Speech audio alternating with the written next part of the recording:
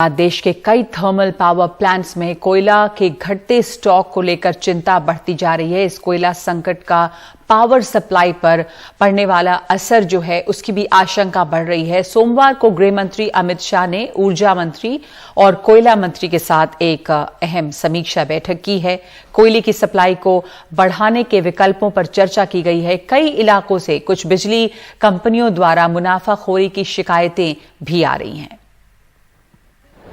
पूरे देश के अंदर इस टाइम स्थिति काफी नाजुक है। कई सारे मुख्यमंत्री केंद्र सरकार को लिख चुके हैं इस बारे में। कोयला संकट को लेकर दिल्ली सरकार ने लगातार तीसरे दिन ये सवाल उठाया। मुख्यमंत्री अरविंद केजरीवाल ने कहा, इमरजेंसी हालात पैदा न हो, इसके लिए दिल्ली सरकार केंद्र सरकार के साथ मिलकर कोशिश कर रही है। बढ़ते दबाव के बीच गृह मंत्री अमित शाह ने सोमवार को ऊर्जा मंत्री आर.के. सिंह और कोयला मंत्री प्रहलाद जोशी के साथ 90 मिनट तक बैठक कर हालात की समीक्षा की। सेंट्रल इलेक्ट्रिसिटी अथॉरिटी के मापदंड के मुताबिक देश के 175 थर्मल प्लांट्स के पास औसतन 18 दिनों का कोयले का स्टॉक होना चाहिए, लेकिन ऊर्जा मंत्री के मुताबिक थर्मल प्लांट्स के पास अभी औसतन 4 दिन का ही स्टॉक है, यानी कोयले के तय स्टॉक का सिर्फ 22.22%। कई थर्मल पावर प्लांट्स के पास सिर्फ 1 दिन का ही कोयले का स्टॉक बचा है।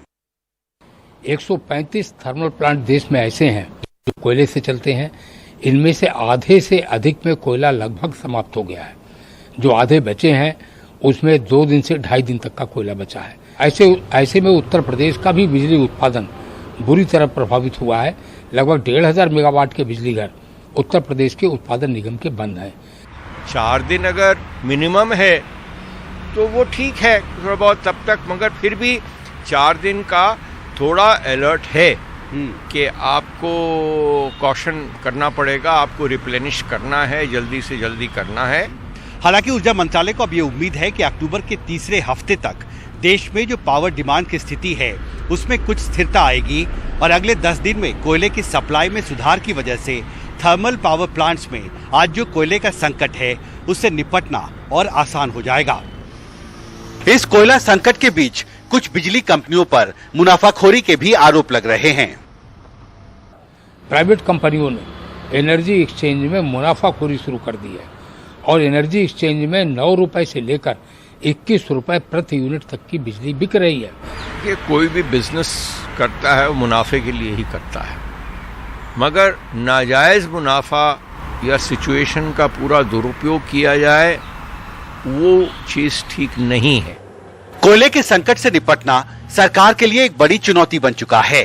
अगले कुछ दिनों में स्थिति में तेजी से सुधार नहीं हुआ तो हालात और तनावपूर्ण होंगे। दिल्ली से शरद शर्मा के साथ हिमांशु शेखर, एनडीटीवी इंडिया।